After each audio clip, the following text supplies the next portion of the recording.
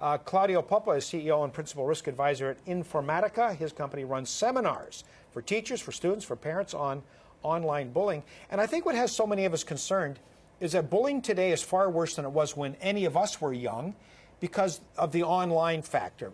It's now 24/7. It can be anonymous. And you can't escape it. It's worse than it's ever been.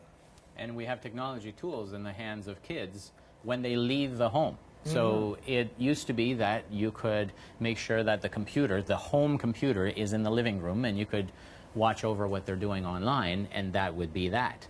But now they have iPhones, they have all sorts of digital devices, they have access at school, they have access at the library, they have wireless access everywhere. So how do you monitor their activities, and how can you in fact help them when you don't know what they're up to? So how do you know what they're up to? How do you as a parent, because I think for a lot of people it's frustrating, right? If you have kids, you're hearing about these stories, your first inclination is, oh my goodness, what's happening with my child? How do I even control a situation if a bully is at work?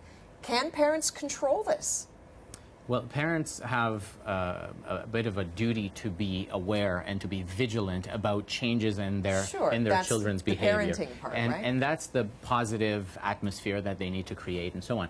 But they're also responsible for making a commitment to learning about the tools that they put in their children's hands. So if in fact they're going to agree to having a child use an iPhone or some other communications device, or they're going to have internet access for research purposes to do their homework or whatever, it's their responsibility to understand what kind of software is loaded on those tools. Maybe ask the school, what kind of software are kids using at school? What apps are loaded on their phone, and so on and so forth. So it comes back down to having a positive communication with those children to begin with. One of the problems an awful lot of parents face is not that they don't understand it, it's that they don't want to spy on their children. They don't want to be dishonest with their kids. That's exactly right. It's one thing when your kid first goes on Facebook, you're on Facebook too, so you have half an eye, right, on what they're doing.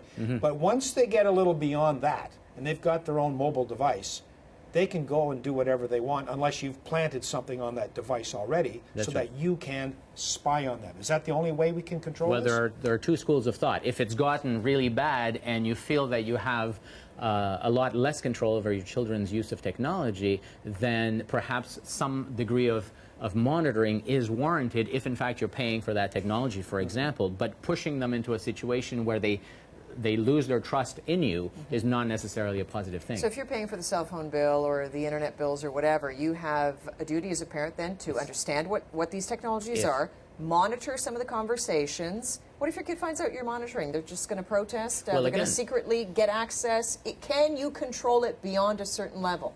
You can monitor statements, for example, without actually monitoring communication. So you can see the volume of transactions that are going with the volume of SMS messages. You can see how much data is being exchanged, and you should work with educators as well, because if in fact a lot of this bullying and cyberbullying, which by the way are symbiotic in nature, they feed into each other, you should be working with the child's educators to make sure that they are vigilant and aware of what's going on in your child's life. Can they stop a bully though? Can they stop it? Can the school do something?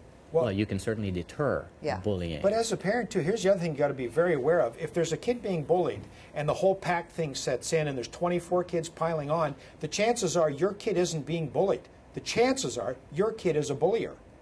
And that's really hard for a lot of parents to get adjusted to. If sweet little Johnny or little Jessie comes home and he's bright and happy, why would they be a bully? You don't know what they're doing. That's right. And that's one of the key tips. So if you're looking online for tips on how to deal with this, you suddenly find that without it being an extreme mental illness issue, sometimes it's hard to determine who's the victim and who's the bully.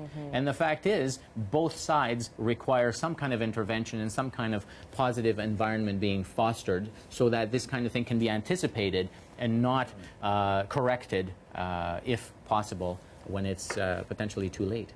Claudiu Popa, Principal Risk Advisor at Informatica. Good to see you, sir. Thanks again. Thank you.